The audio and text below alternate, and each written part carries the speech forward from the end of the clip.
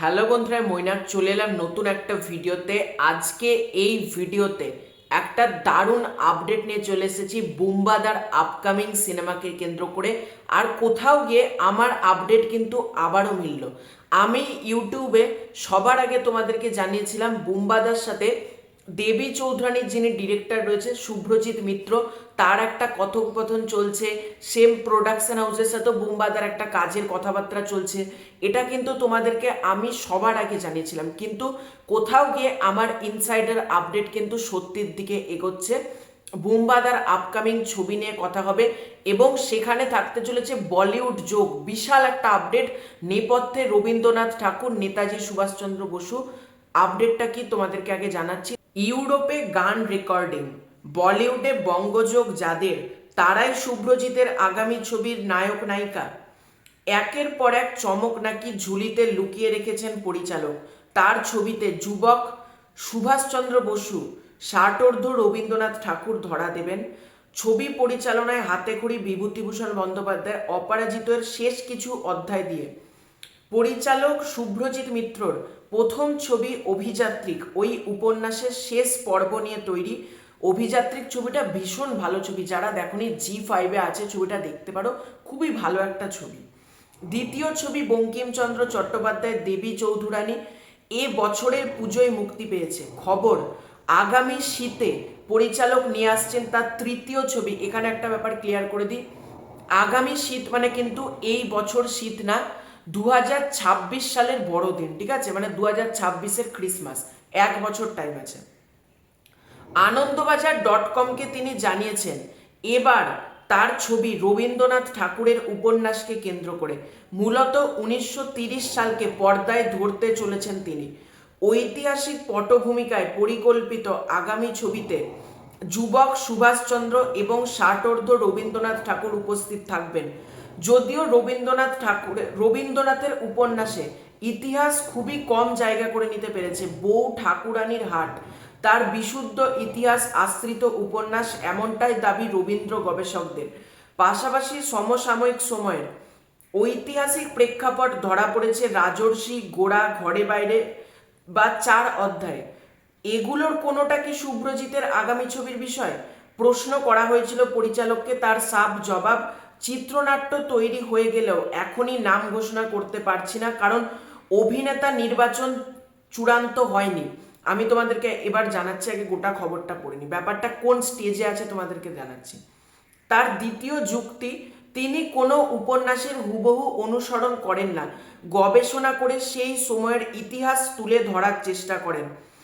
তার আগের দুটো ছবিতেও সেটাই করেছেন, এবারেও সেটাই করবেন। সেই অনুযায়ী রবীন্দ্রনাথের শেষের দিকের একটি উপন্যাস বেছে নিয়েছেন তিনি। পাশাপাশি অভিনেতা নির্বাচন না হলেও তার ছবি যথারীতি তারকা খচিত। পরিচালকের হেয়ালি, বাংলার সুপারস্টাররা তো থাকবে, বলিউডে যে সমস্ত তারকাদের বঙ্গ বা বাংলায় কোনো না কোনো যোগ রয়েছে তারাও থাকতে পারে ছবিতে। প্রথমবারের মতো এ ছবিতেও রূপটানের দায়িত্বে সোমনাথ কুণ্ডু, মানে মেকআপের কাজ করছে। গানের দায়িত্ব বিক্রম ঘোষের।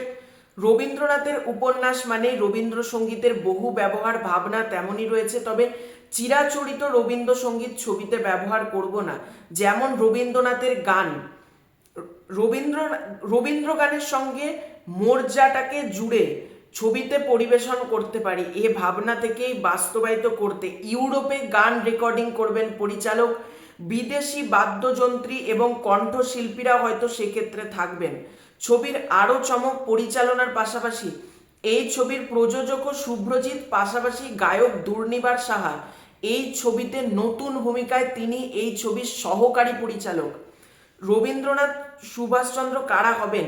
প্রসেনজিৎ চট্টোপাধ্যায়ের এখান থেকে মেন খবর। প্রসেনজিৎ চট্টোপাধ্যায়ের সঙ্গে কি বাংলা ছবিতে পর্দাভাগ করবেন কাজল রানী মুখোপাধ্যায়? চওড়া হাসিতে আপাতত সব উত্তর ঢেকেছেন পরিচালক, জানিয়েছেন নতুন বছরে শুটিং শুরুর ইচ্ছে। এছাড়াও হিমাচল প্রদেশ, দার্জিলিং, কলকাতা সহ নানা অঞ্চলে ঘুরে শুটিং করবেন। তার আগে জানাবেন অভিনেতাদের নাম। তো এখান থেকে আমরা কি জানতে পারলাম? রবীন্দ্রনাথ ঠাকুরের একটা উপন্যাস, সেটা কোন উপন্যাস এখনো জানা যায়নি, সেই ছবিতে বুম্বাদাকে আমরা দেখতে পাবো। তার পাশাপাশি খবরে যেরকম লেখা হচ্ছে কাজল এবং রানী মুখার্জির মধ্যে কেউ একজন এই ছবিতে থাকতে পারে। এই ছবির গান রেকর্ডিং হচ্ছে ইউরোপে, বিদেশি শিল্পীরাও কিন্তু থাকতে পারে। মানে বুঝতে পারছো দেবী চৌধুরানীর থেকেও কত বড় প্ল্যানিং করেছে এবার ডিরেক্টর শুভ্রজিৎ মিত্র। আমি তোমাদেরকে সবসময় বলি যে আমার আপডেট সচরাচর কিন্তু ভুল বেড়ায় না। আমি তোমাদেরকে যেটা জানিয়েছিলাম সেটাই কিন্তু প্রাথমিকভাবে আমি তখন ইনসাইডার আপডেট পেয়েছিলাম, একদম অথেন্টিক জায়গা থেকে পেয়েছিলাম বলে তখন আমি তোমাদেরকে বলেছিলাম যে এরকম একটা কথাবার্তা চলছে, তোমরা যদি মনে করে দেখো। তখন এত কিছু মানে জানতাম না যে এই থাকতে পারে। তবে তখন একটা আমি শুনেছিলাম যে ডিরেক্টর শুভ্রজিৎ মিত্র এবং production house edited motion pictures তাদের সাথে বুম্বাদার একটা নতুন ছবি নিয়ে ডিসকাস হচ্ছে। এবার এখানে এডিটেড মোশন পিকচার্সের নাম লেখা নেই, মানে আর্টিকেলটাতে আমি শিওর না যে তারা থাকবে কি থাকবে না বলতে পারছি না। তবে ডিরেক্টর শুভ্রজিৎ মিত্রর সাথে তার কাজ হচ্ছে বুম্বাদার, এবং এই ছবিতে কাজল বা রানী মুখার্জির নাম যখন লেখা হচ্ছে দেখা যাক তাদের মধ্যে কেউ থাকে নাকি। আমার মনে হচ্ছে রানী মুখার্জি হওয়ার চান্সেস কিন্তু বেশি রয়েছে, কারণ রানী মুখার্জি যেহেতু বাংলাটা খুব ভালো বলতে পারে বা বাংলাতে যেহেতু তার একটা যাওয়া আসা রয়েছে, আমার মতে সে থাকতে পারে এই ছবিটাতে।